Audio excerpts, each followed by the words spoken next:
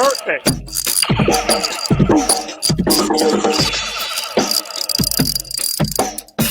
Yeah.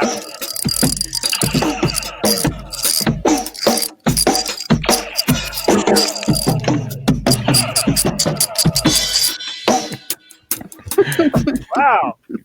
I couldn't have picked a better jam for my phased out drums. Right? Got a lightsaber. Got a ratchet. Is that a socket, Jen? Yes. In, A 5/8. 5/8. Ah, Get yeah. it? She's gonna sock it to you in Yeah. 5/8. Yeah. See what we did there? Is that lightsaber we picked up in Jersey? I was gonna ask you guys because here's the deal. I know exactly. Yes. Go ahead. Well, I didn't even know it was in here. And it fell off of the bookshelf like one night. It like just fell off, like vibrated off, and it fell on the floor. And I was like, there's a lightsaber. Like I didn't even have any clue that this existed. And then it turns out you hold it and if you use the force, it does that. Yeah. But yeah, so what's the story behind this? Because I have no idea. Why is this in the studio? It just showed up. We were at a gig. See, this is what I'm saying. Well, in like, I don't know if I want to say the venue just in case it was important to them or something. But I think you could say the venue. What are they going to come after us? Lightsaber? We're at Roxy. I have the lightsaber. I'm going to win no matter what. Yeah, yes, right. We were in New Jersey at Roxy and Duke's. Okay. And doing so one of you're saying you stole a lightsaber from the dressing room at Roxy and Duke's. I don't feel like that's what it was. It was so first of all, I remember this because I have a high school friend out there who is a complete hardcore Star Wars fan, biggest Star Wars fan that I know. Like, and that's saying something. Well, I don't know that many Star Wars fans, but she's super. And then it's not that it came up, but she was at the show, and then we were loading up and there was something extra in the hardware case, and we were out of the venue by then. I had put it outside of the door because it's so close to the exit. And I was loading it up. I'm like, what is that? And that lightsaber was in there. And then I was just about to go, oh, this must be from around here. And then, it must be fallen off a shelf or something. And then we got pulled away. I went to go sign some CDs or something. And then Joe was packing up some of the hardware. And then I came to finish it off, and it just got buried in there. And we got a lightsaber. Wow. and it was just a weird coincidence that I was hanging out with one of my biggest Star Wars fan friends. I don't know anything. It could have been outdoors that it got in there. You know what I mean? But it's a cool lightsaber. Well, it was meant to be here. And for some reason it is here. Hey, Steve just chimed in and said, bump up your volume a hair, Dale. I'm thinking just bump it up to where we had it the other night when we were, remember when we were discussing those two levels? I misheard you at first, and I thought he said bump up the volume on your hair because it's getting big again. You said bump up your volume of hair. Okay, here I go. Hair. Master level up a hair. Is that enough? Probably. We'll find out. Say something, Jen.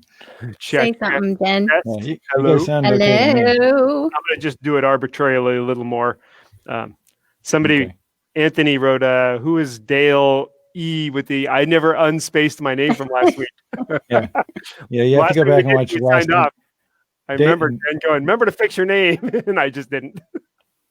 I think it's Dal E. Yeah. Like the Dalai Lama. Yeah. Like so I says, hey Lama, how about a little something for the effort? And he says, oh, there won't be any money, but on your deathbed, you will receive total consciousness. So I got that going for me. It's not as good without the accent. Sorry. Without the full, without the full Carl accent. Yeah, it's just not the same. I'm sorry. Cinderella story for immigrants, keeper assistant turned golf pro. Thank you. There you go.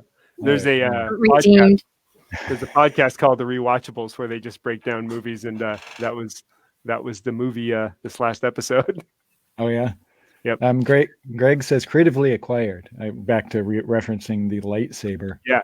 I honestly, it was like, couldn't have had better intentions, Steve. I didn't even know where it came from. Tried to put it back. Then Joe was on the job, and it just got buried in the hardware case. Who is Dale? Who is Dale E? When you say it out loud, It Right. sounds more like our description of Dale when we say, yeah, you're acting a little Dale-y. Yeah, right. Dale-y. Could you just like rein it in a little bit? You're acting a little Dale-y. The truth is Anthony's just from Canada, and he's saying, "Who's Dale?" Dale-y. Yeah. Sorry, I have yet to everybody from even Canada. start the show here, but here's the thing we got to tell people before we start the show. We got nothing tonight. Not even rodent stories, nothing. I got a few things, but yeah, generally speaking, nothing planned tonight. So feel free to get involved as much as you want to get involved, people, because this has been an extremely slow week. This next week, however, I'm walking into all kinds of stuff that I'll be able to talk about next week, but not to, I don't want to shortchange this week. It could turn out quite magical. Sometimes they do, but right now I got nothing. Anyway, welcome to Outside the Inn. We are the Travis Larson Band. This is our weekly webcast where we get together, answer questions, talk about everything, music, life, and non-controversial subjects. Hi, everyone. Thanks for being here. I see all you same peeps. Thank you.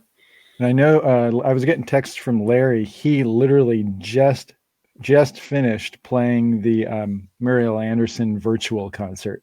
Oh, cool. Yeah, like they were doing that in the last hour. So I was checking it out while I was scarfing down my Chipotle bowl again. That's the go-to when I got to eat quick. I'll talk about leading up to the show real quick. I've got this old Lenovo laptop here. This is the source of the TLV and the Girl from Ipanema, which for some reason I couldn't get to work tonight. You can hear it. This is what it's supposed to do. You're supposed to hear that, and you're supposed to see the TLV logo when we come on. Oh, it's kind of like that right there. There you go. Now we're going to go after our webcast because you got a copyrighted thing. No, it'll not. Yeah, Travis. It's not clear enough. But it's probably public domain by now, anyways. Hey, Kip. Kip's here. He Kip, should log in. Then maybe we'd have someone. I sent him the link. I texted him the link already. Oh, you did? Yeah, I said, dude, if you got anything, feel free to chime in tonight. So was the Lightsaber in New Jersey a TLB tour or a bigger tour? That was sounds like Keneally tour, right? It was a Keneally tour because it was. So Kip wasn't there. He wouldn't know any further details on the creative acquisition. No. Okay. And you got to hand it to Joe Travers, total rock star, still packing up some of the gear. You know what I mean? Oh, it's great. I remember Joe, for as powerful a guy as he is prone to powerful a guy as he is. If Joe was sitting here right now, he would be like, what? What? Not me. But I remember at that gig, something was bothering him, and he had gotten somebody to do like a backstage massage so he could loosen this up. Totally legit. I'm not trying to make any innuendo, but it's just that Roxy and Dukes, it's just you behind like a hung up blanket for the backstage, So, and he was like, "Hey Dale, we'll pack that up together. I'm just busy. I'll be 10 minutes here getting this massage." And he heard me working. I'm like, "It's cool, man. I got nothing else to do. I want to get this done." And he's like, and then he just hears the stands getting broken down, and he's like, "Dale, it's not fair. No, wait for me. We'll do it together."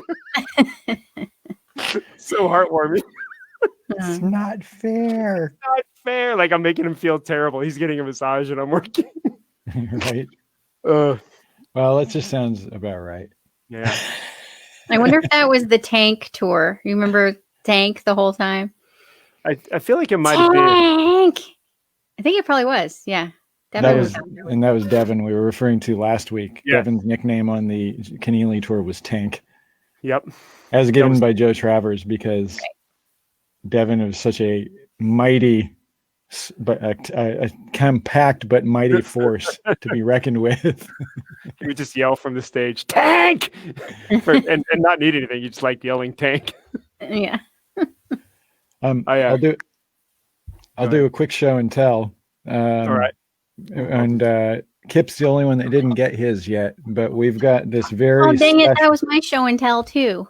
Oh well, we'll both show him then. Okay. And we'll both tell. Here, I'll do this so we can. Oh both man, I brought mine, but don't have it's in my car. So, a really cool fan of ours who lives down near Phoenix, who also builds dulcimers, which more on that down the road, musically speaking, probably way down the road by the time we get this record done. But um, he does woodworking, and he basically, just for this little kind of secret club, it's like the club ring in a way. He made us these like really super cool little blocks that he routed after Jen was talking about wood routing the other day.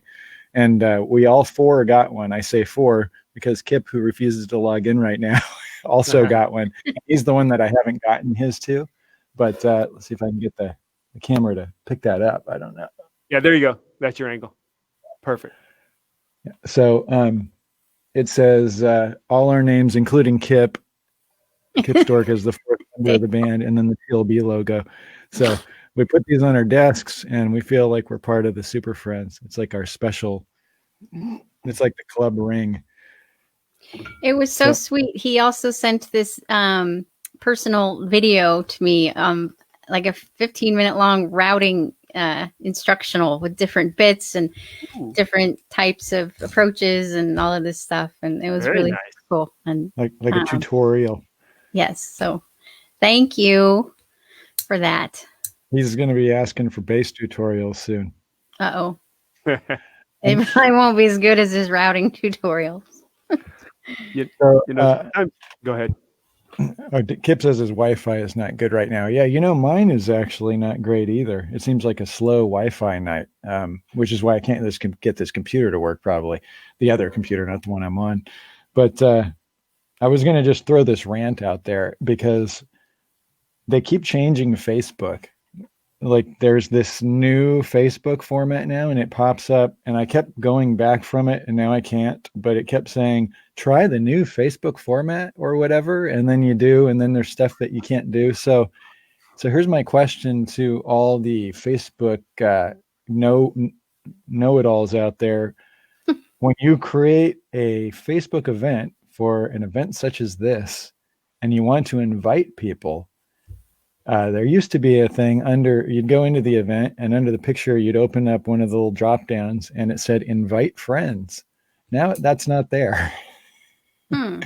So if anybody knows how to invite friends on your Facebook event on the new version, let me know, because I can't figure it out. So I keep trying to find. Switch back to classic version.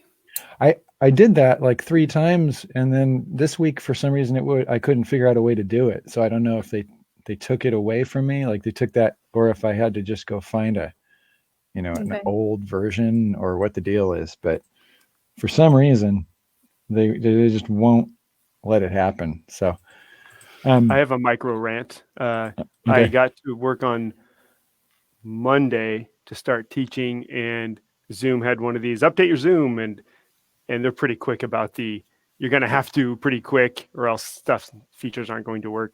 And the advanced settings where you can disable background noise suppression, which makes drums horrible, not there anymore. And I was like, really, it freaked me out for a few minutes, where my students sounded worse to me this week. And then one of them halfway through the first day said, you're that way too. Like she was only hearing some of my notes, like I'm clipped. And I got so pissed so fast, and like found the settings. And it wasn't that the update had changed my settings. The update had eliminated the setting. And then, but I found a different page. It's not that big a deal. It's just that I was learning this in the middle of a lesson, and, but yeah, you can't disable it entirely anymore. I hope somebody can set me straight if I'm wrong about this, but you have the low, medium, and high, and low is fine. But, and then just general internet this week was a bit challenging because so many people went back to school too. I assume that's why. I mean, it was pretty dicey during some of the early hours ones. That's my mini rant. Yeah, it's when you start to rely on this stuff, especially Dale, who teaches, when you work hard to get all this technical wizardry all up and happening, and then things beyond your control start changing it. And as long as I'm mini ranting about stuff, who cares about Trav was trying to help me get my my signal in stereo the other day, and we both figured out how to do it. You just go to this option that says allow stereo on your audio settings. That I don't have it. Neither one of us knows why I don't have it. But I got it to work. But even once I got it to work, that option doesn't appear in my Zoom settings. Whatever. Whatever. It's fine. Dale and I, if we never, yeah, I keep looking at Dally. Yeah, I know. If we never get back to playing music, Dale and I can certainly create a professional web communications app tutorial company, consultation company. Yes. You could have two platforms. One would be the consulting, and then another week you could just be the rant guy that people tune in. Like either you have the answers or you're so mad you don't have the answers that you're just making profane rants on the internet. Right. So I was going to just say, so this week, like I mentioned, I haven't accomplished anything. The main discussion is that there's just no motivation to accomplish anything. But now this next week, I have two projects. One I can talk about, which is Dale got all his stuff ready for the next TLB video. So, I'm ready to start working on that. And then I have like a secret project that next Saturday we'll know about, which is kind of it's a silly project, but it gets me thinking because this will all get real, we'll talk about this next week. I know it sounds like I'm sneaky, but it's, it's for fun, but you are sneaky right now. But I'm working on this tune, which is it's ridiculous. And I don't mean ridiculous in a Mike Keneally Zappa kind of way. I mean ridiculous in a just ridiculous way. Right. So here's the thing. It's supposed to be really fun, and loose and everything. And just the nature of who we are. I'm killing myself trying to figure out something I can do with it that makes it cool or super interesting or hard or whatever. But this goes back to the friend of mine I said I was talking about who got hit in the eye with the bat. Are there any rodent stories for this week?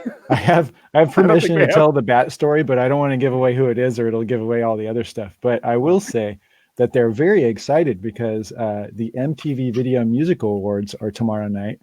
And they are nominated for an MTV Video Music Award. How exciting is that? Wow. It's the last little slice of the fact that MTV actually had music at one time in the history of our lives. Right. Yeah, I wouldn't have known that was still a thing. I didn't either. But if all goes right, we'll have two videos next week. And one of them will be completely stupid and one of them will be cool. I don't mean stupid bad. I just mean stupid. Stupid with two O's. Yeah. That it's sort of MTV plays videos. No, that's what I don't understand. Right. But there's still an MTV Video Awards. That is interesting. Right? Yeah. Yep. Like, so where do they get these videos? Like they're just picking videos off of YouTube and saying this is up for nomination for a video award? Who knows? Yeah. Perhaps. So I don't know which sounds older, that we don't know how MTV works or that we expect music to be on MTV. Right. So I have a tiny show and tell. I've been showing new snare drums the last couple of weeks. I didn't get a new snare drum, but because I got that Ludwig Acrolite last week, Ludwig Acrolites, for the drum nerds out there, very close to the same drum as the Ludwig Superphonic, which is this. And mine had been sitting around for 10 years. And it was all looked like it was getting pitted. It wasn't pitted, but it was starting to look like it had a patina. You don't want a patina on your chrome drum, though. So anyway, I cleaned it all up, and now I love it. Woo! So because I got that Acrolite, I now love my Superphonic more than I did. So it's all looking great now. How did you tidy it up? Took it all apart and got some super fine steel wool and just. It was no big deal, really. Dale and I had a big discussion about this the other night, though, specifically. Well, I didn't hear it. About Well, but you called me and you said, I'm trying not to get into a project like this and beat myself to death and work on it till 6 a.m. I'm trying to do it in small bits every night so that it's actually fun and That's therapeutic. True. Yeah. Because normally Dale and I would just have to get it done. So we would work on it until the sun came up. Yeah. Normally I would go, well, I'll just do this in little bits. And then at dawn, I would be like, I didn't mean to do this. I was just going to take it apart and that's all I was going to do. And then I haven't eaten for 8 hours and now I'm still awake. But yeah, I was like an adult. I did it for half an hour and I put it aside. I kept everything separated and I did a little the next day. And for 3 or 4 days, I cleaned it all up and now it's beautiful. And it was just got done in the background. Right. Matt Tate says snare solo.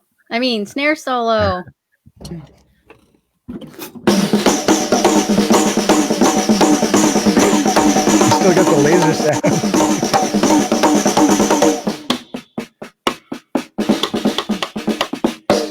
It's possible that's not the best showing off of my snare sound. I was going to say, you still have the laser on.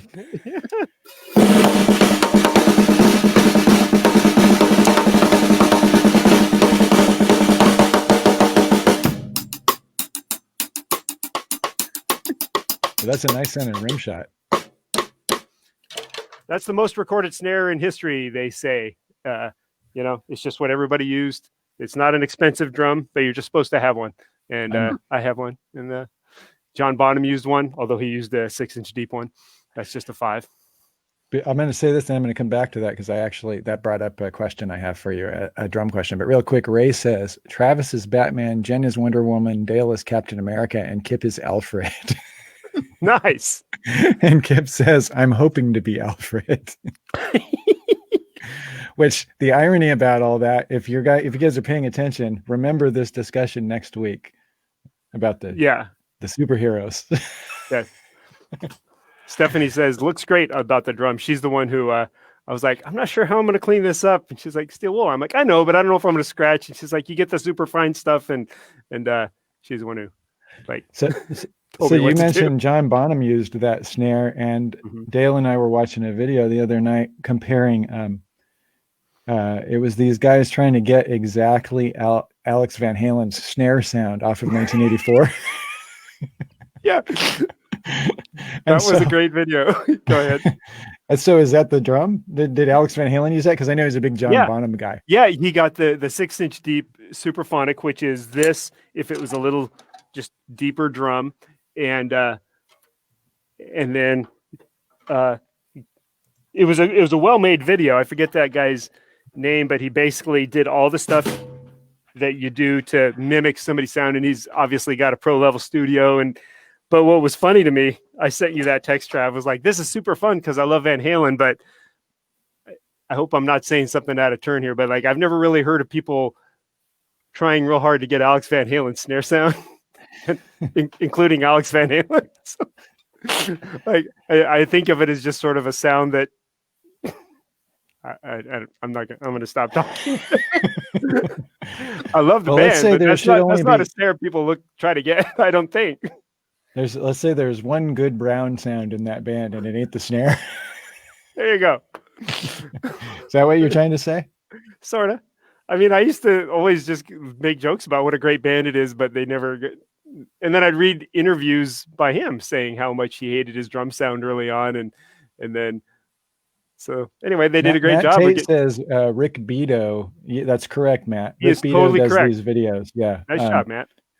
He actually does some really great videos, and he's been getting into these, so when we started doing the Travis solo broadcasting performance videos, and we were getting into all the jokes about the getting shut down for copyright infringement and stuff, Rick Beto has been dealing with the ultimate version of that, where he does these, if you don't know this guy, Jen, he does these really well-produced in his nice big studio videos where he breaks down iconic things, whether it's a tone or a song or whatever. He just did a Rush song recently, last week or something that I saw. And he really Beato, does it. Right. What's that? Matt mentioned that his name is Beato. He's right. Oh, Beato. Well, I was too busy talking to Dale E. Yeah, right. Who am I to talk? I had the wrong emphasis on the wrong syllable. So, but anyway, so this guy does these videos and he breaks things down. And so that's where the other night, it was just breaking it down to Alex Van Halen's snare drum.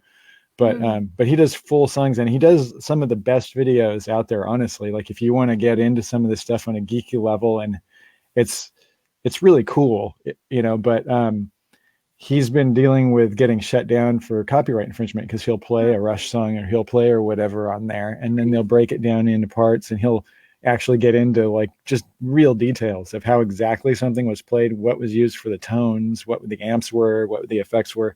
And so there's a few artists that just will not let him do, like, so the Eagles, is a big one.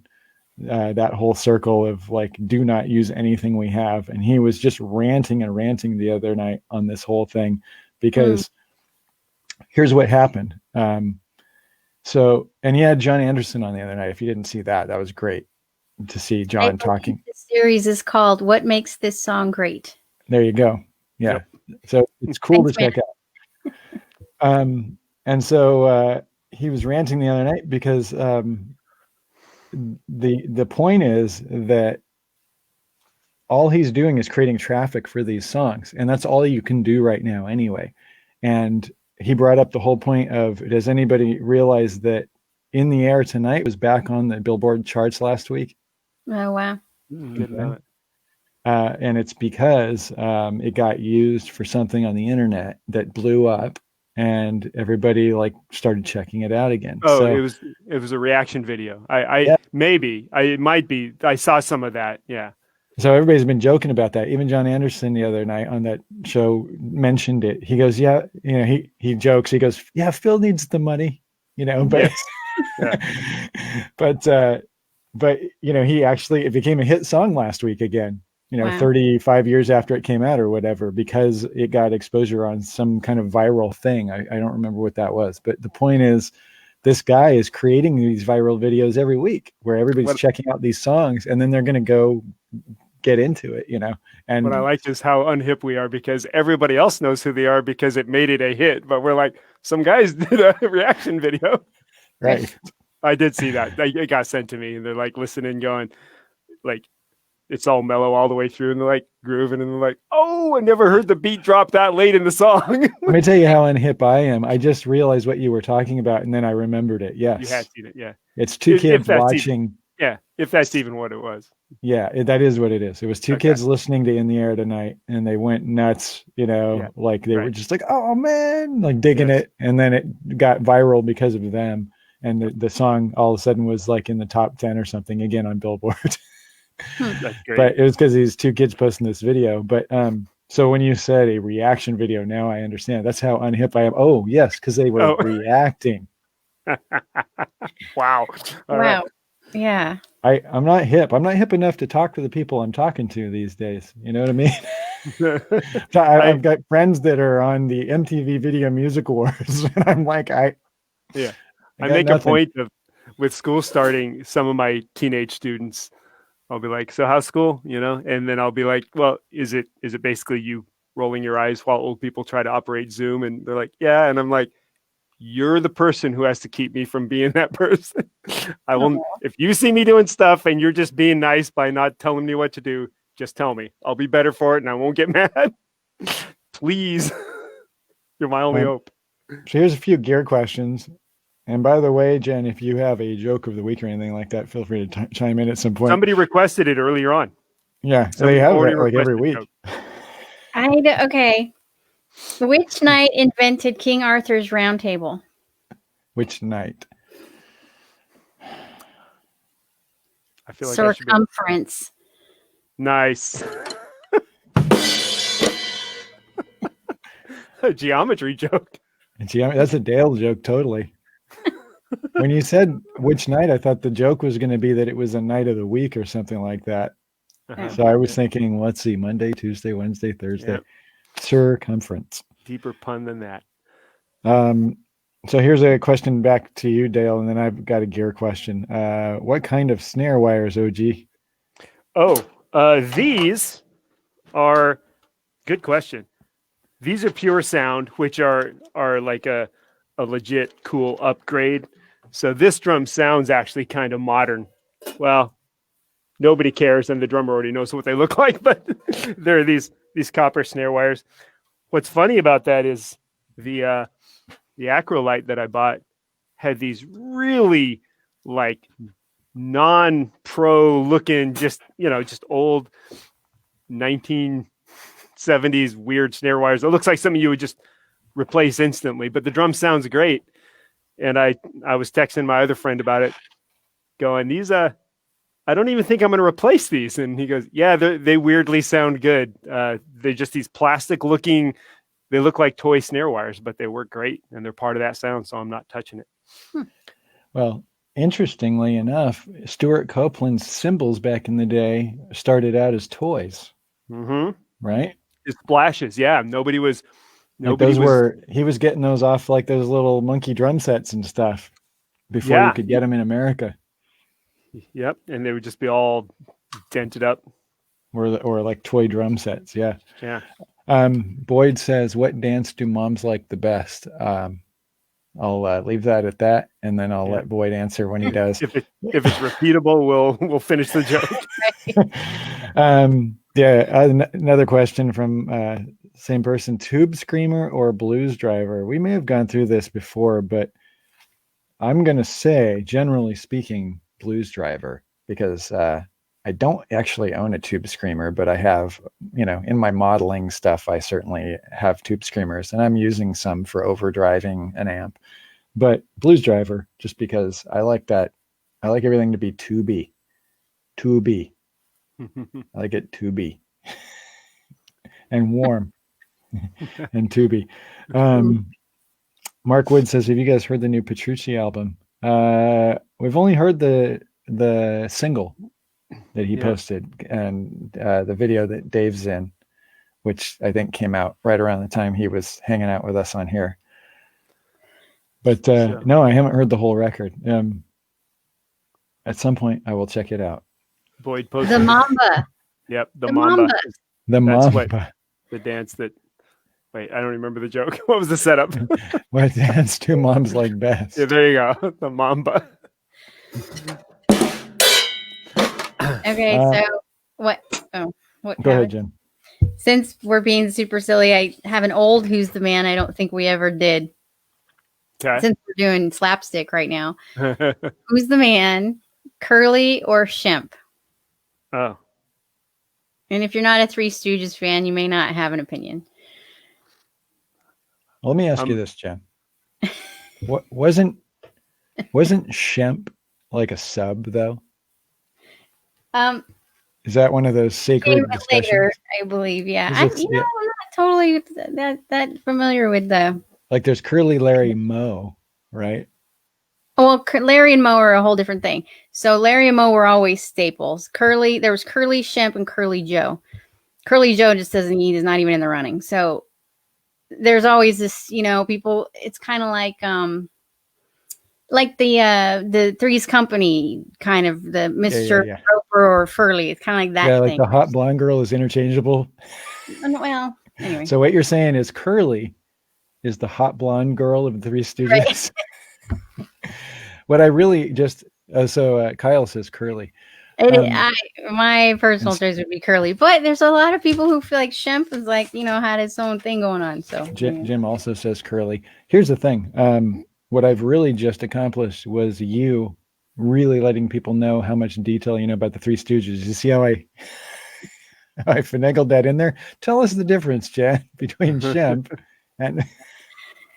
No, I'm just, Jen doesn't watch TV, but there's a few things that she, it's like she never developed past the Three Stooges and Lucy. I don't think there's anything wrong with that. Okay, since you bring that up, and I mentioned this earlier, I did watch a movie last night. Oh. I know, and I never really do that sort of thing. So real quick, Shemp replaced Curly when Curly died. Right. That's what since Shemp was another. Yes. Thank you, Matt. Matt knows everything. Hey, we need to get Matt on this show. Okay. Matt? So that's legit. That's like a legit replacement versus the guy just wasn't hanging, you know? Yeah. You know, And it's then, like, it's like I always said, later better. on, there was Curly Joe, who was just a joke, you know? Yeah. Like nobody ever talks shit on Simon Phillips for replacing Keith Moon because Keith Moon's gone, right? Right. So Right. anyway, go ahead, Jen. You watched a movie No, we don't last have night. to talk about. We don't have to talk about stupid stuff. No, what? Yeah, but what was the movie?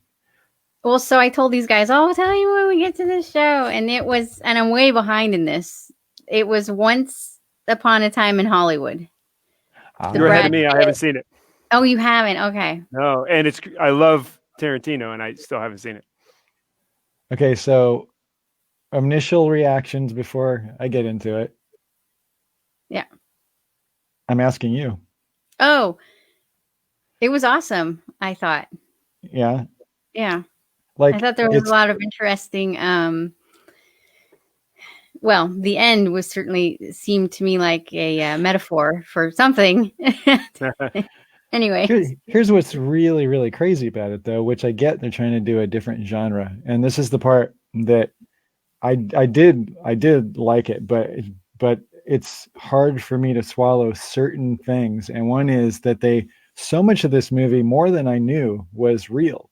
Like for instance, I think I talked about this before, but the the old man.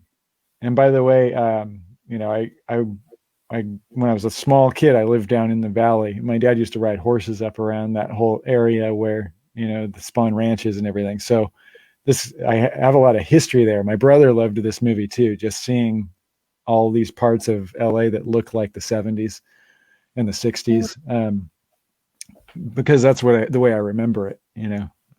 Like that's what when I think of LA fondly, it's that LA. Right. Yeah. Leave it at that. But it's weird that so much of the stuff. So I was real quick. I was saying, what's that guy's name? His daughter is in the Jurassic Park movies. He's also in the Burbs. He's the guy in the Burbs. Who's the character? What are you talking about? The old man in Once Upon a Time in Hollywood that lives out on the Spawn Ranch. He's supposed to be the owner. Oh, yeah. Yeah. So I'm watching the movie and I'm looking at that stuff and I'm going, okay, this guy, I've heard the name, but this can't all be real. So I go research it after I watch the movie, and all those stories are true. Yeah. Nice. Oh, yeah. Like that was totally creepy. Like this old guy there, and they were taking care of him and all this stuff, and all these young girls, just weird, right? So that's like based on reality. So they get so based on reality with all this stuff, and then at the end of that movie, we won't do a spoiler alert, but it completely goes into, the title, Quentin Tarantino, and it's kind of the ending that you wish actually happened in history, I guess, is probably his point. But what I took away from that, and we won't spoil it for Dale, is that that's okay, but maybe don't spoil it for everybody else. For everybody else, yeah. It ends exactly the opposite of what really happened in real life, and that's what I thought was metaphorical about what happened to the Leo character. He was basically walking through the pearly gates right there. When they take him up into the house and go, come say my friends and meet my friends. I thought that was metaphorical, that he ultimately died very soon, and because I thought they were foreshadowing it a lot too, with a lot of his coughing and all the cigarette commercials and stuff like that. You know what I mean? Yeah. So interesting. That's sort of what I got out of that it just suddenly shifted to a pearly gates kind of thing. Interesting. You know So first of all, everybody sing Bruce Dern is the guy I'm talking about. Right. Thank you, everybody. I also thought it was really cool that his acting was so good in that he was portraying a bad actor. So he was acting badly. Yes. You know what I mean? And I'm like, oh my God, how hard must that be to be a great actor and have to act badly to portray a sort of mediocre actor? So I thought he did an amazing job. I thought it was cast really well and the acting was really good. And what was great about it too, like again, just growing up in that scene, if I have, Jen and I have talked about this many times over the decades and decades, but like we both have a love-hate relationship with Southern California, whereas, sorry, LA, I was born there. I'll say whatever I want. I always do. Nobody wants to live there, man. You know what I mean? Nobody wants to live there. If you want to live there, it's because maybe you're making a living there or whatever, or you have enough money to be in a bubble, but nobody wants to live there. My opinion. Sorry. Anyway, trouble. Yeah, whatever. Point is that Jen and I do have an affinity for it because we were little when we were there. And there's kind of a thing about it there's a thing about it that feels like LA, which the cool part, which is the mystique of like when the Doors were playing on Sunset Boulevard and bands like the Eagles were forming and there was a scene there. And I'm even talking like pre the metal era and all that stuff. Like I'm not really even all into that, but like just like when there was so much of old LA still there, and there's so many beautiful old buildings and stuff down there that are intertwined with all the new stuff, and now they're kind of falling apart. And it's turned to what it's turned to, but it's there's an affinity for like if you go watch, it's no secret I like old 70s cop shows and stuff, and that's why, because I get to see these old places that I used to live and stuff. But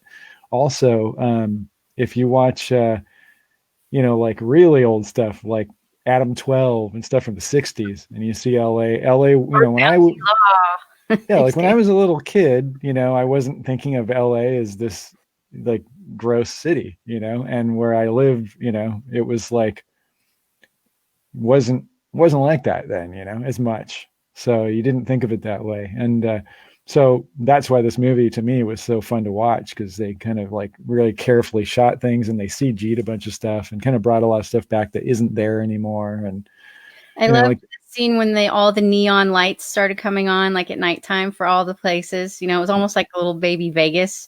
Yeah. But it was like Taco Bell and, KFC, and like the old KFC bucket that used to be on a stand, and yeah. Goober says Dragnet. That's actually what I was really trying to think of when I said Adam 12. But yeah, Dragnet is a great one, where you see like the valley and the city and all that stuff.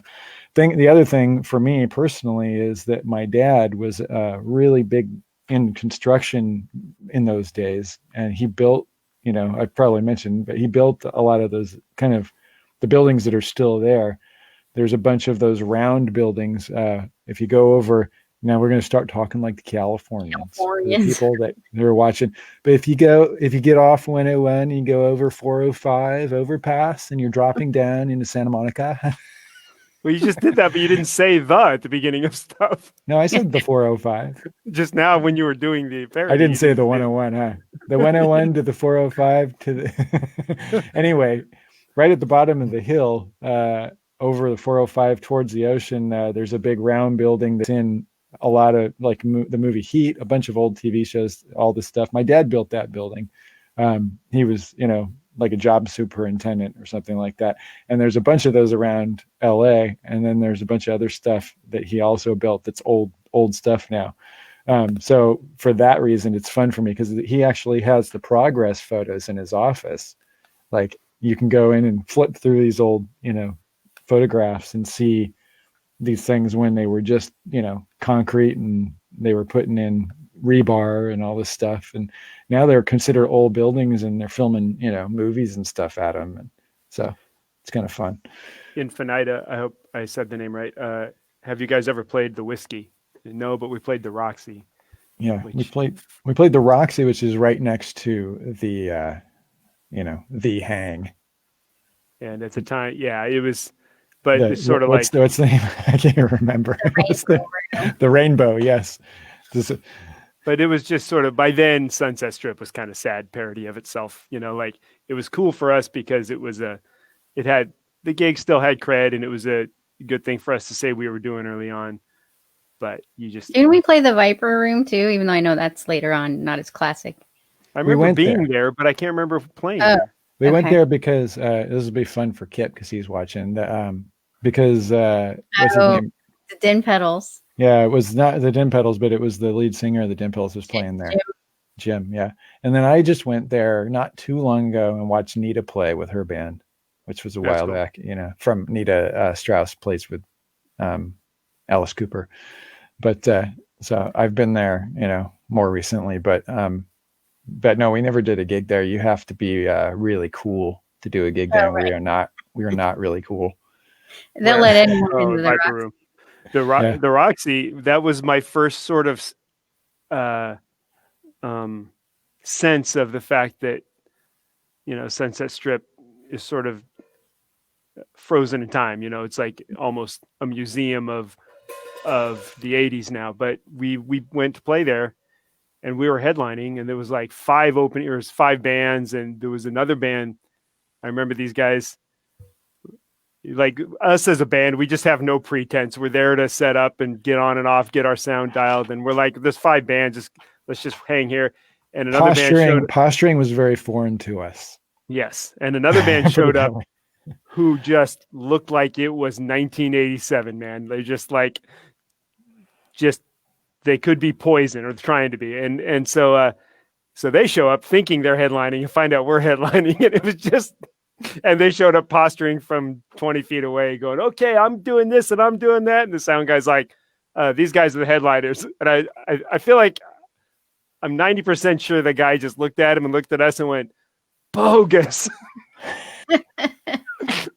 I think that was the word he used. And then like right in front of us, like, we're like, yeah, sorry. I mean, yeah, thinking, sure, go ahead. We can get out of here sooner because we were driving back that night. That was the night we drove back in the old van. That's right. When the heater core went out and we got pulled over. Remember that whole fiasco? Yeah. I swear one of you was recovering. Jen had just had you LASIK. were recovering from LASIK surgery too. Oh my God, really? Oh, right. And the fog machines. Remember the smoke machines at the Roxy? You're literally supposed to keep your eyes closed. We were sitting up in the back. And Jen was just keeping her eyes closed as much as she could. Not only was she just, I'm pretty sure it was LASIK, right? It wasn't that was then, not when you had your wisdom teeth out. I can't remember. No, I remember the smoke machines. Yeah. Okay. Yeah. So she had the LASIK surgery, and then we're going to be up all night because we're headlining the Roxy, which means you're going to go in at like 11 or 11:30. I think it was like 1 or some crazy. And we drove back. Yep. You know, so you're getting home at like 4 a.m. Yeah. And we were driving too. Yeah. And what's funny about that too was that I remember just being in energy conservation mode. And in my mind, when I go back to just sitting still, waiting for the band to be done, it feels like you're just waiting to pack up, but we were waiting to play. That's how unstoked we were. These guys were down there playing glam rock, and I'm not even trying to say there's anything wrong with that. It just was a lame combination of bands. And there was like 5 people sitting on the floor watching the band. There was hardly anybody there. And I remember even feeling just like, I remember feeling judgmental toward the Roxy and Sunset Strip, everything, just going, what did you do to wreck? You were the Roxy. People don't trust you to have good bands. And now this is what it is. Cause it was sort of, they were doing the pay to play thing with all these other bands. We were there headlining. All these other bands paid to play. It was our introduction to that back when that was a new concept. And Jen's eyes are healing. And we're all just sitting there motionless. There's a bunch of fog filling the room. The band's super loud, super into it, which, you know, I'll give them credit for that. But then and we're just waiting to play and get off. Well, so the reason we ended up down at the Viper Room watching our friend is because we were just roaming the streets during these 5 bands. Oh, that was the same night? That's right. Yeah, I know you're supposed to sit and watch the bands, but at some point, some of these bands you can't sit and watch. Yeah, that's just the truth, people. That's just the truth. Going back to a gig we did a few years ago, I'll just say in Universal City, near Universal Studios, not in the Baked Potato. Those are great gigs. This was another gig that we did.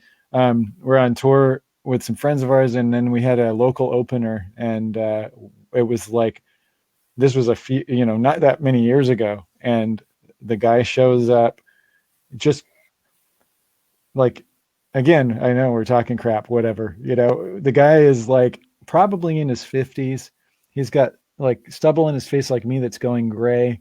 And he is dressed like Axl Rose from head to toe with like literally like a fishnet shirt on and bandanas everywhere and holes in his jeans and all this stuff. But like totally glammed up. Like he's wearing a headband and his hair is sprayed.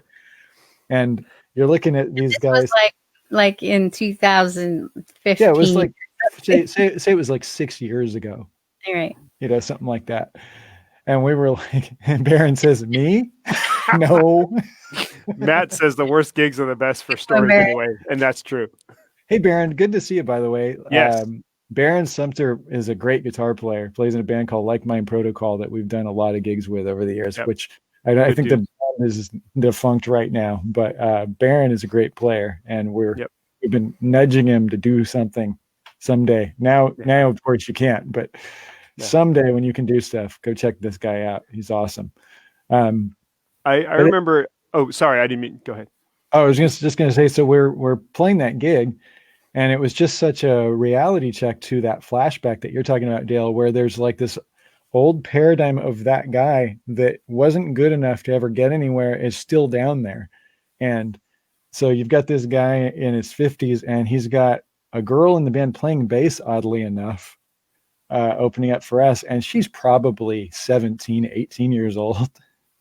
Yeah. And then, I mean, you're just like looking at this band, like, if you're just having fun, great, but you totally get the sense hanging out with these people that they're not just having fun. They're working for their shot, Yeah.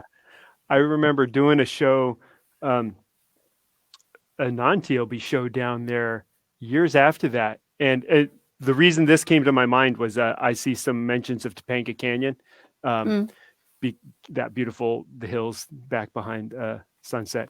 And years ago, I was asked to play with somebody who was showcasing at the Roxy, and the drummer didn't work out, and they were playing like 2 nights later.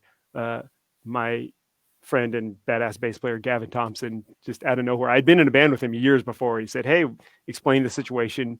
Would you want to come down and do this thing?" And so I went down to some rehearsal space in that area, and then didn't want to stay in LA.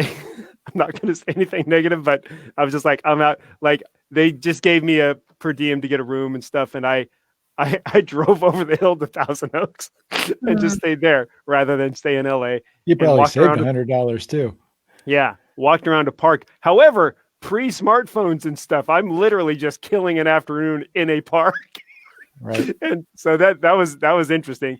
But anyway, the reason I thought of this was that time we played on Sunset, it was kind of half alive, but kind of half dead. It's hard to explain it. It's like a parody of itself. This time, I don't know what the difference was, but Sunset was going off. But so anyway, I spent all day in a park, not talking to anybody, not looking at a phone because it was pre-cell phones. And then I drive around Topanga Canyon, just all over Mulholland, all these beautiful drives. I'm just like, and I'm totally in that slowed down, I haven't spoken to anybody all day mode. And then somebody should have prepared me for, like, remember, you're going to come out after 20 minutes of driving through beautiful hills onto Sunset Avenue. You better be ready. And my brain just almost melted. It was just like rolling hills and then just instantly just middle of posers and just complete mayhem. Super. And I don't even know how to explain. And just, it was also the concept of doing a showcase for a label. There was still somebody this guy had a Sony, like a, whatever you call it when you give people an advance to make an album, and he was showcasing. Anyway, I don't know how the details work, but I'm showing up, and everybody was really excited about the showcase, and it was just late enough in the whole record industry that I was jaded enough to go, nobody's coming to your showcase. Who matters?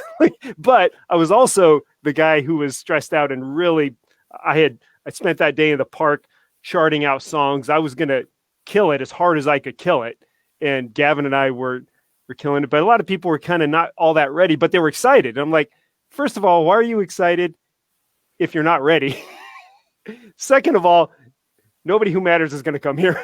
Right. It doesn't matter. Anyway, but I wanted to do my best, but it was so weird. The confluence of you have a label deal That's weird. You So expect how people. did you perform? I felt like I played really well, with the exception of one song that I still remember. But I'll tell that story in a second. But Trav, what were you going to say? I was going to say that it's interesting now in the modern day that the showcase is basically a dead thing, because like for instance, the friend that we've been talking about, who next week we'll talk about all this stuff. When the surprise of no, don't get your hopes up. This is not a huge surprise, but it's a fun little thing. But when the surprise is out of the bag next week. So my friend, who's fairly big in the music business and doing really well, got the gig via an email that literally, because of the internet, literally just said, "Do you want this gig?" It's like it's almost like situation. What's that? Was not a showcase situation. Yeah, because the internet's out there. So if you're a guy looking for somebody that could do a job, if you actually are in a band, say, that is fortunate enough to be successful enough to be looking for somebody that you need to fill a spot, and it matters, and it's like something where somebody's actually going to make a living at it.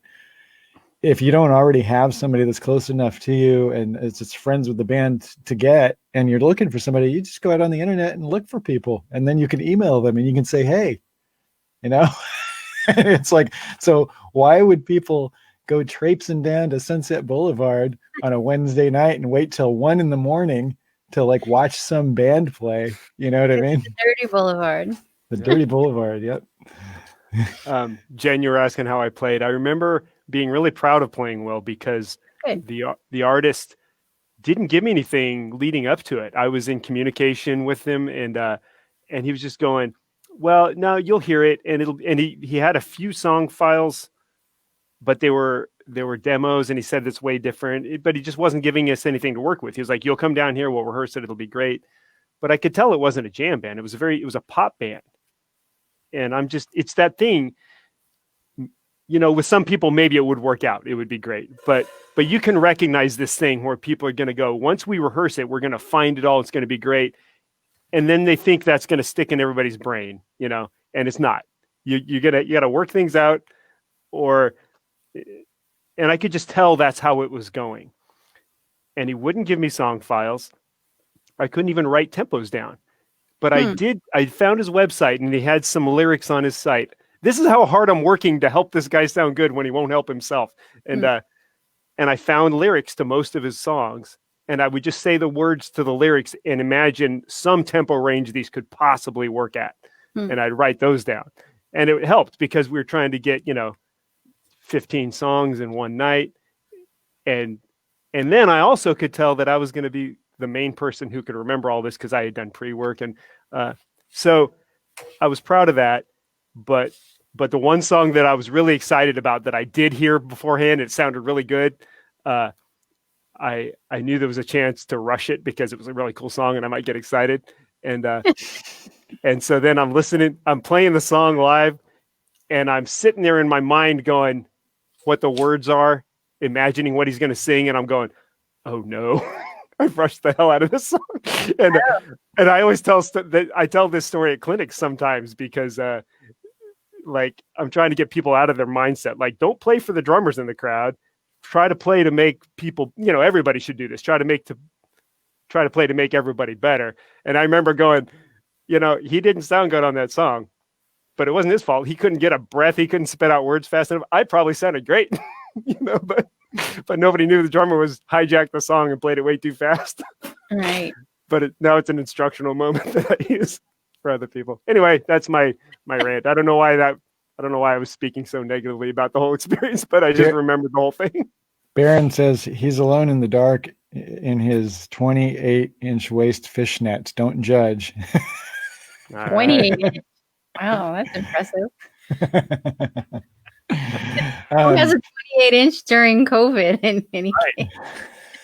So, well, he didn't say he was 28-inch. He said he was wearing 28-inch fishnets.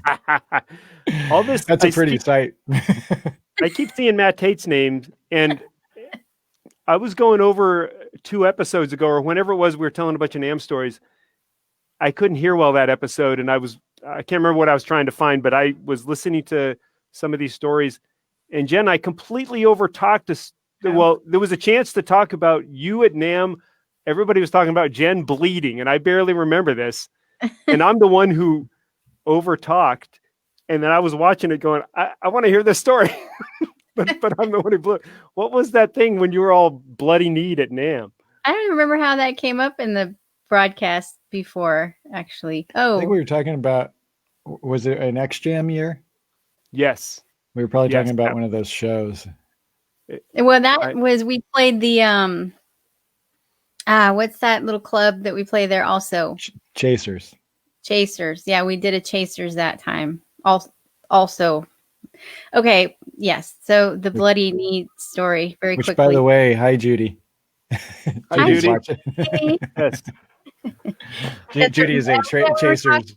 That's right. We're talking about Matt, and that's right. Me and Tony, Levin, and Matt went on a little walk, and I was limping so badly and could hardly walk. That's right. That's what we were talking about. Yeah, but what happened? Oh, so on the NAMM show floor, I was up at Electro Voice, and there are now upstairs. Pro Audio used to be on the main floor, but they moved the whole thing upstairs along with AES, and they combined all this stuff. So it was really far away, and to get up there, it's this huge trek. So when you go, you like pack in a lunch, and you go up there and you hang out for a while. So I went to hang out with Mark Storm up at Electro Voice. And then I realized that Travis had a performance. I assume it was at Fishman probably. And so I was to Mark, I'm like, hey, we got to go catch Travis' performance. So we were in a big rush. Well, you're taking escalators down. And at some point, we realized we were on the wrong escalator. You have to understand the convention center in Anaheim is huge. If you go the wrong way, it can cost you 20 minutes to a half an hour with all of the people and traveling around. Especially when you're getting stopped. And you had to show your ID just to get on the escalator. Right. And if Travis' performance was in, say, 10 minutes, you do the wrong thing. So I'm like, dude, let's run back up the escalator and take the right one. So we were only like, this far down. I start, and, Mark's just looking at me with big eyes like, you can't do that. I'm like, come on, let's do it. So we tried to run up the escalator. He went first. He made it. I did not make it. And then he just had to get back on it to come help you, right? Oh, that's right. So you fell and tagged. I nailed the full on front of my knee hardcore right into that edge of the escalator. I remember that now. Yeah. And those are evil looking. Me up. Huh? Those are like little teeth on the edges of the stairs. It was really bad. Puncture wound. So I totally remember it now. People were hauling me up. Mark's hauling me. We're laughing. I'm like, oh my God, I'm okay. And we're walking. And then suddenly I feel all this liquid dripping down my leg. And I was like, I'm not okay. And I went to the bathroom at Electro Voice and had to visit the medical station there. But it was just in the center of your kneecap. Yeah. Even getting hit in the kneecap with a baseball hurts. Like that remind me, it was awful. And yes, my pants were stained with blood all the way down to my sock. It was all gross. But they bandaged me up, which didn't last that long, actually. So I'm going to the NAMM floor now, still to catch Travis. We can still do this, and we did. We made it there. And I'm standing there, and the pain looking like you had been shot in the leg. Well, what was so funny is that at the NAMM show, there's all kinds of characters, and a lot of them, they do wear blood and gore and things. And I just totally fit in. I was like, I didn't even have to try. I just, I'm like cool now because my leg's all bloody. And the pain hadn't set in yet like it would, And then that night I couldn't walk for days. That night we played Chasers. Judy actually, everyone was stitching me up. And I mean, it didn't need stitches because it was a puncture, but it was just bleeding profusely. We couldn't get the blood to stop. And obviously I was on my feet all day and it was awful. My hotel I had to walk to, but then I was Ubering and it took a good solid 3 months before it didn't hurt anymore. Was this the time we ran out to the van and I was crazy gluing you? Yeah, we had the crazy. Finally, we just dumped a bunch of crazy glue in there because we had a show to do, and I was just still bleeding profusely. And this was about 5 hours after it happened. I went through. It was awful. I remember seeing that, like it just went right through your pants. You had a hole in your knee and a bunch of blood, and thinking, it just struck me as like 50-50, the pain, like the adrenaline wears off, and Jen has a split in half kneecap. It looked so ugh. But just knowing how bad kneecap hurts, oh my gosh. I wish I hadn't asked. I had thought maybe it was broken. I think maybe, I forget if I went and finally saw a doctor a couple weeks later when it was still hurting so bad. I'm like, I think, but I looked it up and I researched it. And it's like, there's nothing you can do for it anyways, even if you did crack it or anything. So I was like, whatever. Right. But that whole the couple of days, that was a Friday night, I think. So I had 2 more full days of NAMM. I couldn't walk. It was crazy. And there's no place to sit at Chasers. And then Matt, like after Travis's performance, right after it happened, it still hadn't really set in. Me and Matt and Tony went and got coffee, and I'm like walking around like, I just did this little thing. And then later, the pain was awful. I was way more traumatized than you were in that moment. You were shaking it off and dealing with what you had to, and I was like, ugh. Jen's not making it sound that bad, but it was bleak. I was going to say Rodney is here, and so is Teddy Kumpel. What's that? I say Rodney is here, and so is Teddy Kumpel. Oh, yay. Nice. Hi, Teddy. Hey, Rodney. All kinds of cool people hanging out. So I have a Who's the Man for this week. Okay. Oh. I'm still saving the one if Stormer can ever get on the show. He has a hard time with Saturdays. He has a schedule conflict on Saturdays. But so this is not the Stormer one, but this is just Who's the Man that I came up with earlier. Talking a lot about soundtrack composers and whatnot this week for whatever reason that I don't remember. But who is the man? Danny Elfman or Hans Zimmer? I'm going to go with the obvious one. In my mind, it's obvious. Just by sheer volume, Danny Elfman.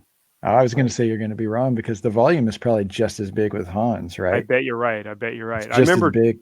I remember looking through this list of Danny Elfman, and this is like 15 years ago. I remember when I was learning who the guy was and just seeing page after page of movie titles. And you're thinking, well, some of these must be big movies. And you're like, every single movie here is a big movie. Yeah, I don't know. I would say Elfman also. You would say Elfman?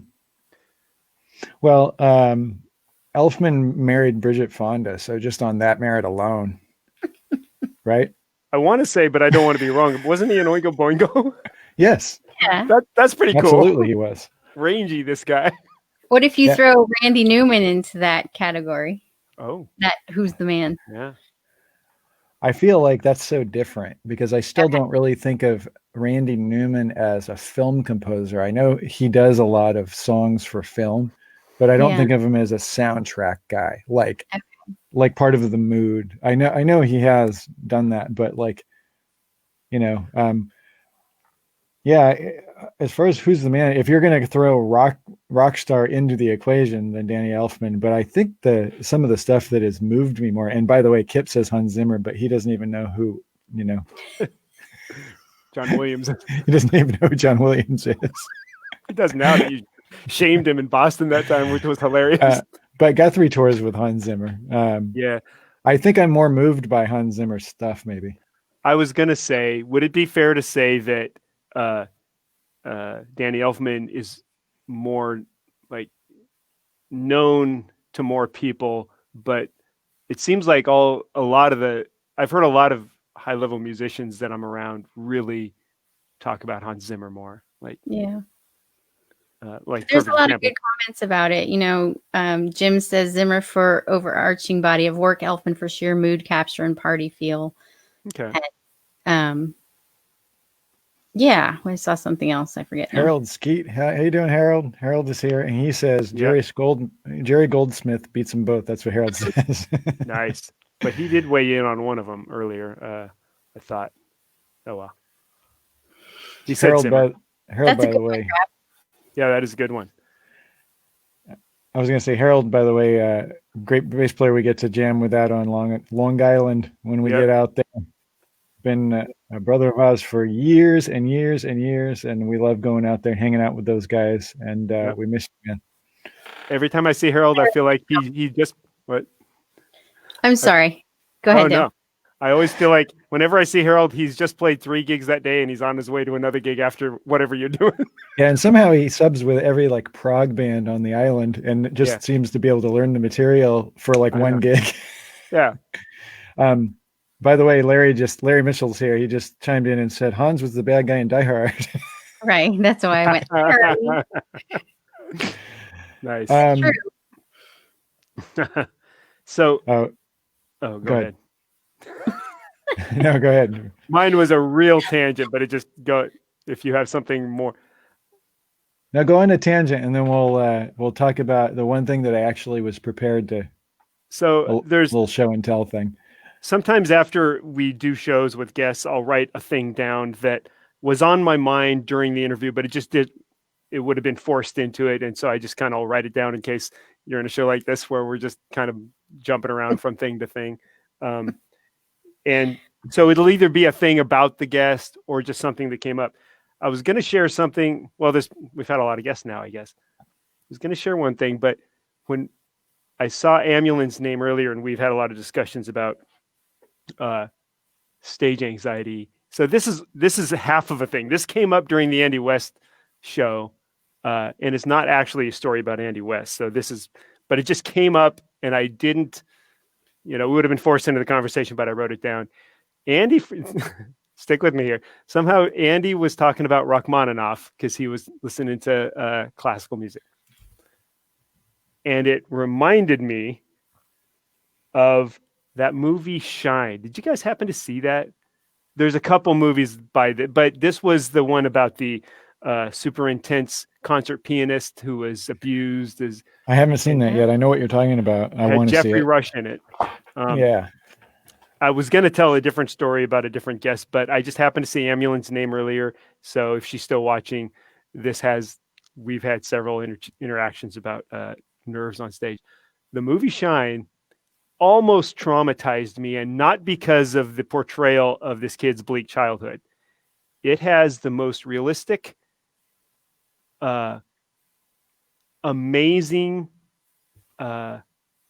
portrayal to me of what it's like to have like panic on stage, just performance anxiety. He's basically doing this amazing thing, and there's build up in the movie, like trying to do Rachmaninoff at this young age, it could break a person, and right. And so he's killing it, and he's playing all this amazing piano, and then it'll start cutting in, and he's playing, but you see his fingers hitting the pads, those felt pads on pianos. Yeah, there's no notes, but there's audio in the movie of just that pad hitting. And when you have stage anxiety, you become aware of all this stuff you don't want to be aware of, right? There's too much information because you have adrenaline, your brain's firing too fast. And it captures the time dilation also, like time passes more slowly when you're panicked. And it's the most brutal depiction of that. You could probably just find a YouTube clip of, of that character.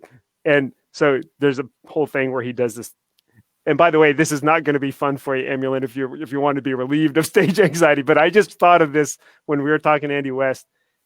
It was the most amazing capturing of what I felt like when I used to have like panic attacks on stage. There's anxiety and then there's panic. And then panic gets catastrophic where you can't control your muscles or your brain freezes up and it peppers it in a little bit. And then there's music going on and he's sweating and the audience is loving it. And then there's more chaos. There's more stuff you can't figure out, but the audience is still loving it. And that's what it's like on stage too. You're gauging whether you're screwing up by the crowd. Yeah. And then at the end, his like head just hits the ground. It's gnarly, but he kills the whole performance. Anyway, that came up. Obviously, you can see why that wouldn't have been a good interjection with Andy West. But so here's a segue discussion that I was in this discussion for hours today with somebody that, again, next week we'll talk about this. But do you find that you have anxiety meeting famous people or musicians if you don't necessarily look up to them or are influenced by them? So like say somebody's super famous, but they were never a thing to you versus somebody that's maybe not so famous, but was like a big deal to you. You know what I'm saying? Yes. Like, so this person got to meet Eddie Van Halen recently and we were talking about that. And, so stuff like that, where we got into the whole discussion of there's people out there that you meet, especially, when you're in this business and it's a small business. People don't realize how small the actual music business is, with people that, really do it full time and tour and everything. And so you start meeting all these people, and, it's funny how, like, we've told the Slash story a few times, where it's, a guy walks by and everybody's kind of like eating their sandwiches. It's like everybody's like, clear the path, and they got security and everything, and it's a bunch of guitar players. Nobody cared. Yeah. But then, Jeff Beck walks in the room, and you start, like, physically shaking. Right. Yeah. So, like, do you guys find that that's the case with you, where, like, do you get nervous meeting somebody based on their clout or based on their importance only to you specifically? Jen? Based only on their importance to me significantly. Yeah. To me, I don't really get that almost ever, but it's not because the person is not important to me. It's because no matter how important they are to me, I don't really have a connection with them beyond just this interaction, So even if I meet, if I were to shake Neil Peart's hand or something, it wouldn't be like we're having a significant moment, because we don't have any past, or I don't know how to explain it. I have melted down one time meeting David Garibaldi. And really, it was just that I didn't expect to meet him, and I had all this time to talk to him and didn't know what to say. And I ended up doing the whole, I'm a big fan. But there's a million things that, had I expected to meet him, I probably would have peppered him with. But I guess I just don't expect to have a significant interaction anyway. They're going to be nice or they're not going to be nice. So I don't have much expectations. And I know that that's a little weird. I don't know. I will say, stage, I relate to what you're saying on a stage basis. When I first started playing as a teenager, I had stage anxiety sometimes. And then I got over it, and I was like, I'm playing to 5,000 people in this country band, big rodeo grounds and stuff. And I was like, I guess I've licked this stage anxiety thing. And then, but really what it was is I wasn't very connected to those people. Those were not my peers. I was 17 and they're 45-year-olds listening to country. And then when I started playing in town here to younger people, I got a little more amped because it was fun. And then when I started playing in this band, it was the thing that I cared the most dearly about to the people who could appreciate it and know the difference. And then I was back on board with stage anxiety. I was like, because I care about this so much, and these people get it, and I want them to. So it was funny. I thought I was over it, but it was just who I was playing to. Right. Yeah. It's funny because if I'm well prepared and there's no obstacles, like it's a good gig, I completely lose stage anxiety. Like I'm totally, in a good way, you get cocky, but like in an internal way, like it's like I always say, Branford Marsalis said, there's no better feeling than going out and kicking the shit out of all the other bands, and there's truth to that. You have to feel like that sometimes. Like Billy Joel used to say, he goes, if you don't believe it in the moments that you have to believe it, then people will sense that and they will eat you alive. Like when you walk out and you're supposed to be the guy, like be the ball, Yeah. But like if we're playing slightly unprepared and it's in front of like 10 people at a Borders Books and Music, my hands can be shaking. But like now I've kind of like gotten so like I've trained myself so much to deal with it that Jen and I have been in some crazy situations where it was really stressful, and I tend to like, now my body almost reacts in a reverse way where I seem calm but I'm not. Like if I seem super calm like on stage, then chances are I'm like shitting myself, Yeah. Right. Like it's just my body's learned behavior over 30 years of like just anti-adrenaline, I was going to say, as far as meeting people, there was a comment back here. Who was it that said that? I lost it. Oh, Sam said, Getty made everyone nervous, right? Yes. Getty made everyone nervous. The other guy that, I was talking about that I was really nervous with back in the day is Steve Morris. And, it's funny, like even just now, I'm still settling into that, it's like, because, it's like, I mean, it's stupid. It's stupid. Like my guitar broke and I got a text from him telling me what to do. And I'm nervous around this guy. It's like, I shouldn't be nervous around a guy who's my friend, Yeah. But it's just, it is what it is. It's like, when people get that influential to you or you appreciate what they do so much. So in the opposite, I've got, friends that are huge rock stars and I could care less about their careers because I didn't know anything about their bands before I knew them. And so there's like, there's none of that whatsoever, at all. It makes sense to me that like with Steve texting you, somehow I get what you're saying where like we're friends, why would I be nervous? But that almost makes more sense to me because there is a significance to your interactions. You know each other, and that almost makes more sense to me than when I first meet somebody. No matter, it's cool to meet him. It's fun, but I'm not going to blow anything. There's nothing on the table. I've met Vinny Colaiuta. To me, he's almost just supernatural, but it was not. But at the end of the day, say with a guy like Steve, what am I going to blow? Like, I'm not angling for anything. I'm already the guy's friend. I've already done time on stage. Yeah, it's like that relationship exists. So am I just going to like Tourette's out and yell some crazy shit at him and just completely offend him? And he's going to say, we're no longer friends, so why would you be uptight about that? Versus, I agree, but why would you be uptight about meeting somebody you've never met either? There's nothing, right? But then I get like I said, I get really entertained in a snotty kind of way. This is like the bad side of Trav, where I get really entertained to where I'm smirking at Jen and almost cracking up sometimes on stage when there's somebody watching that I think is hilarious. Like we've talked about, like some of those 80s hair bands watching us at different events and stuff. Sure. I look down and just like, this is so funny to me. Right. The first guy I ever met at Electro Voice was Ricky Rocket. And it was just like, I don't know. It's just so funny to me. It's not I never recognize people. I'm terrible at recognizing people. I don't remember to look. I remember I learned that about myself when I was walking around with Devin. It's like, hey, that's Chad Smith. That's Flea. Holy crap. And I'm like, as soon as he says it, it's completely obvious to me, but I wouldn't have been looking and I wouldn't have noticed. And I don't know. There's something wrong with me in this arena. Right. Kip has a comment here. He says he almost never gets starstruck. Well, we know, Kip, because you don't know who anybody is. Yes.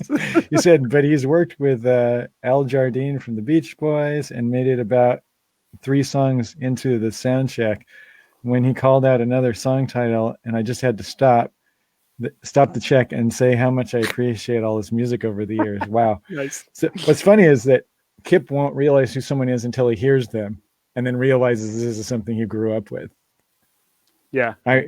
Yes, I'm making fun of you right now, but that's because you're the 4th member of the band who didn't sign in because he said his connection is bad tonight.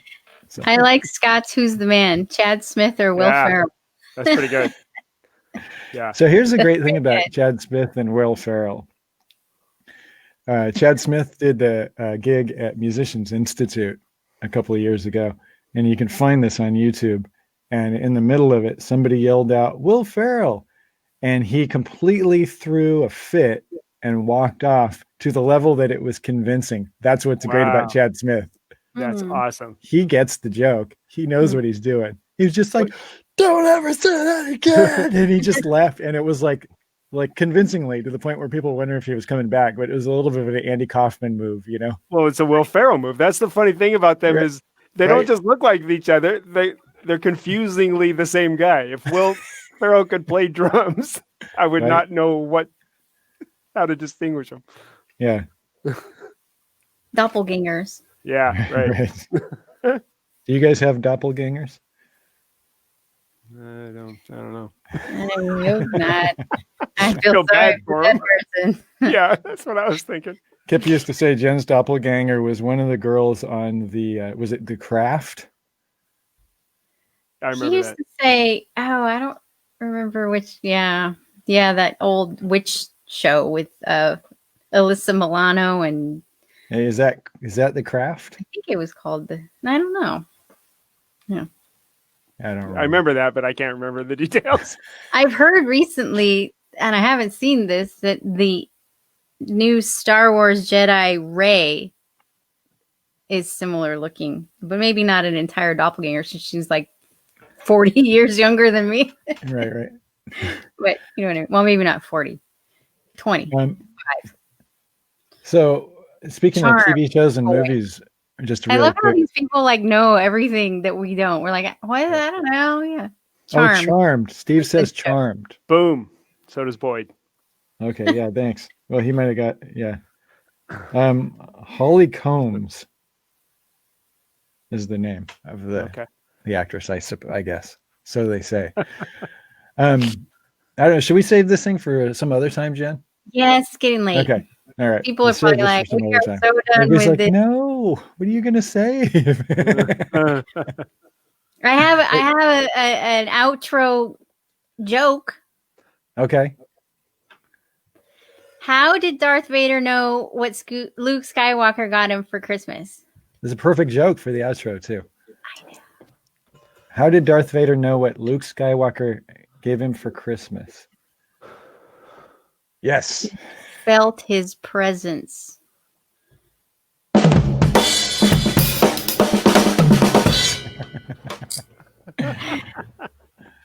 Nice. Thanks, everybody. Yes. It's so fun to see you all and chat and be silly for a change. All right. I am going to get motivated this week. I have a couple of projects I'm going to work on. Next weekend, we'll have a couple of things for people to check out. There'll be another TLB performance, theoretically, and there'll be another secret performance that I can't talk about yet, which is going to be crazy and goofy. And I'm not in charge of this. I just said yes. That's all it is. You're not involved in the programming. I have no production credits on this project, but it should be a lot of fun, and give me something to do for the next couple of days. Thank you, everybody, for listening. This is Outside the End. We are the Travis Larson Band. All the support Travis Larson Band links are in the description of this feed, as well as the feeds of all the other videos and stuff. Also, in a couple of weeks, there will be another live performance live stream with the multicam TLV production here. We've still even dialed in a few things, even more. I see Werner. Hey, Werner. Hey, Werner. And that is going to be probably the last solo one. I'll say that. But the next one, it will be a solo one, and after that, we'll see what else can happen. Hope everybody's doing well. Everybody take care of yourselves, and we will see you next Saturday. It's Labor Day. We could talk about the Jerry Lewis Labor Day telethon the whole time, and how when we were kids, that meant going back to school. Going back to school. Yep. All right. All right, everybody. Thank you. Good night.